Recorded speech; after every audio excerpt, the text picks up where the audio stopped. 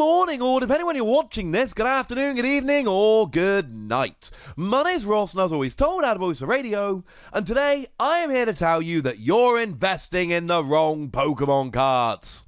I know, right? That sounds very confrontational right out the gate, but I assure you I'm a friendly man generally, so let's have a chat about what I mean. Now, I've seen a lot of people at the moment essentially trying to take advantage of the Pokemon trading card game boom. And I have seen some people do it in a very sensible way, and I've seen some people do it in a not so sensible way. Now, when I talk about investing in Pokemon cards, it really depends what you're looking for. So, for instance, if we look at something like Pikachu from Vivid Voltage, that's a good example. If you are looking for the next card that is going to be worth a ridiculous amount in future, it might not be Pikachu. Now, at the moment, we all know that Vivid Voltage has actually not been printed as much as we would like because of the whole damn panic thing. But do remember, the Pokemon has come out and said very, very clearly that they are going to be printing more Vivid Voltage, and they're going to keep printing and keep printing and keep printing and keep printing. Not only that, but we all know that the way you get cards to be really valuable is you grade them. You pull them from packs, you send them off to be graded, and a company like PSA will assess their condition, put them in a big hard plastic case, and then the value of them increases. The thing is, something like Rainbow Rare Pikachu V Max is being graded at a pretty ridiculous rate. Because nowadays, we're on to the whole grading thing. So what we're essentially doing is there's a whole bunch of people out there who are pulling or trading for these Pikachu V Maxes, and then what they're doing is sending them straight off to PSA to go ahead and get them graded, which kind of makes sense, right? The problem is everybody's doing it. And when everybody's doing it, it's not such a good idea anymore. Now, don't get me wrong. I am not saying that this is not going to be worth any money. Far from it. Obviously, it is going to be worth a bunch of money. It's still Pikachu. It's still Pikachu V Max. It's still the Rainbow Rare, the rarest version of them. It is still going to be graded. It's going to be worth a decent amount of money compared to contemporary Pokemon cards. But it's not going to reach the levels of something like a base set Charizard, for instance. And the reason is extremely simple. Even though base set Charizard sold really well, because back then everyone was buying Pokemon cards, back then people weren't grading Pokemon cards. Which is one of the reasons why a high-grade Charizard ends up being so gosh darned expensive, because it's actually really hard to get a high-grade base set Charizard, because most of them were pulled by kids who just played with them. Nowadays, everyone is going and pulling Pikachu VMAX Rainbow Rare and going and getting it sent off to PSA. And don't get me wrong, like I keep saying, this does not mean it's going to have no value. If you want a card that's going to end up being worth a couple of grand in future, absolutely, this could be it. This is a decent card. But you're probably paying a few $100s for it, and then you're going to pay to get it graded. It's not like opening a pack, getting a Charizard, and instantly having kind of 10 grand. This is not the same thing, ladies and gentlemen. Because you see, when we're looking for rare cards, we are looking for the cards that no one else is looking for. Like, if you really want to go for the most ridiculous card, you're looking at things like Illustrator Pikachu. Now, I am not expecting anyone to actually have an Illustrator Pikachu. Now, the raw version of this actually sold for $400,000 recently, but this was a prize card given out to Japanese kids for a art competition 2 decades ago. It's maybe not the best example, but that's when we get to silly numbers. Any card nowadays that can be just pulled from a pack is really not going to attract that much value, because a lot of people are looking for it. A lot of people are trading for it, and the people that trade for it are going to end up getting it graded, and the market is going to be full of graded copies. Maybe you get 5-10 years in the future and all the graded copies are in the hands of collectors, so the ones that are willing to be sold do massively jump in value. But I equate this to something like Super Mario 3D All-Stars. I know it's a video game, but it's actually a really good example. This was released, and Nintendo said, right, we are only going to sell this until the end of March. We're only going to sell it for like 6 months. So a bunch of people went, right, well, if this is only being sold for 3 months, I'm going to go and buy 2 or 3 copies of it, put it away, it'll be worth a mint in the future. Well, if we take a look at the top-selling Nintendo Switch games, in at number 13, Super Mario 3D All-Stars with 8 million copies sold. And that is still going. It is selling gangbusters. It is selling a ridiculous amount. And a lot of this is to people who thought it was going to be rare. If you think about the cards that you think are going to be rare, they are the same cards that everybody thinks are going to be rare. So everybody is going to be going and trading for them. And everyone's going to be getting them graded. And the graded population goes nuts. Now, something like Neo Genesis Lugia, that's a card. You see, recently we have seen a big jump in Neo Genesis Lugia. It was the first Lugia card that was ever released. One sold for over $100,000 recently. And Rainbow Rare Pikachu VMAX, I will be stunned if it ever gets anywhere close to this. You see, what we've got here, I mean, firstly, it's a first edition, and first edition cards don't exist anymore, so every Rainbow Rare Pikachu is exactly the same. There's no such thing as a first edition and any of that rubbish. First editions are gone.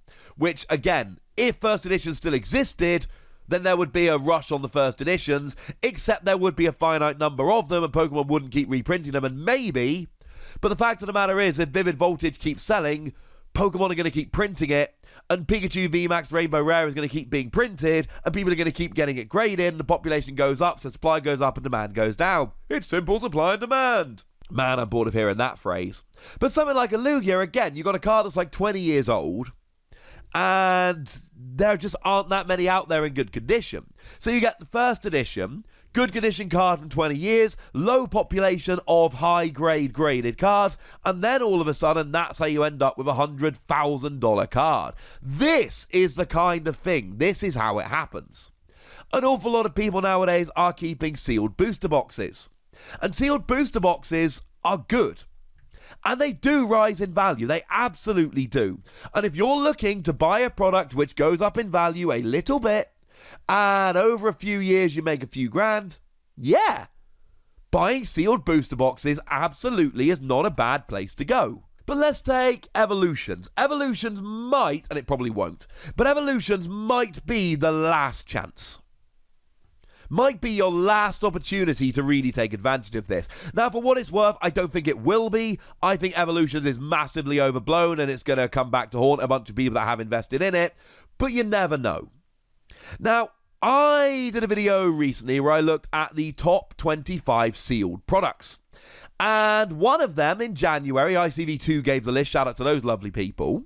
Number 5 was the XY Evolutions box, which had jumped in the space of 1 month from $460 to $890. It is on a giant upwards trajectory. So it's easy to look at the Evolutions booster box and go, well, that's going to be worth 20 grand in the future. Really? Is it? Is it really? Firstly, Evolutions was printed to infinity and beyond. There are a lot of boxes out there. Secondly, it's selling for $500, or was, it's now gone up a bit, and everyone is scrambling to get them, to keep them sealed, because they'll be worth loads in the future. That's not how it works. And I see people doing this with Vivid Voltage. I've seen people trying to sell Vivid Voltage booster boxes for like $400. Don't do it. There are reprints coming. I mean, in January, the selling price on according to ICV2 on TCG Player was $250. You shouldn't be paying that. Reprints are coming. Now, if you want booster boxes, Call of Legends. Call of Legends is a wonderful example of how cards end up getting a little bit silly. Because Call of Legends was not a popular set. At all. Because it was largely a reprint set. Now, there were a few new cards in the set. Pachirisu was an awesome card for accelerating lightning energy. Lost World, we all thought was a stadium that was going to break the game. It didn't. Research Record was a nice consistency card. There were some decent cards in the set, but it was largely a reprint set. And they did have the good grace to give a lot of those reprints alternate art. But the fact of the matter is, it was still largely a reprint set. So what happened was that a whole bunch of people just ignored it. and Call of Legends did not sell very well at all.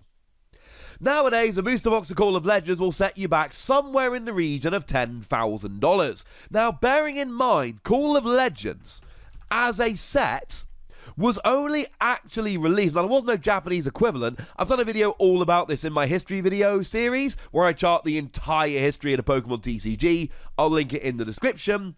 But that came out in February 2011, pretty much exactly a decade ago as I record this, and booster boxes have gone from about $100 to about $10,000. That ain't happening with Vivid Voltage, and I would be stunned if that happened with Evolutions. And the reason is, those sets sold really well. And there are a bunch of people who are trying to stash them so they go up in value. Call of Legends, that never happened. People didn't buy these and go, they're going to be worth loads in future, and put them in a cupboard. People bought them and opened them, and an awful lot of people didn't buy them. So you end up with a set that didn't sell very well, where a bunch of people weren't trying to keep boxes. That is how boxes get silly. The reason base set booster boxes command such ridiculous prices is because people didn't keep sealed base set booster boxes. So now the only ones out there are in the hands of collectors, and they have to change hands for tens of thousands of dollars.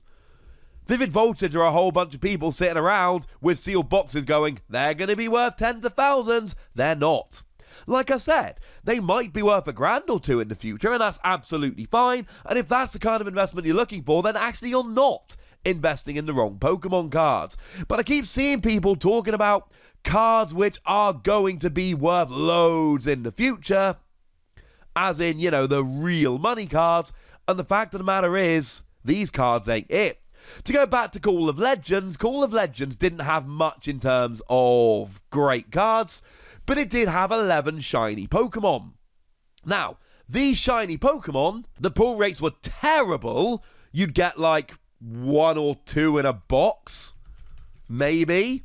The pull rates sucked. And bearing in mind, we're talking about terrible pull rates in a set which did not sell very well.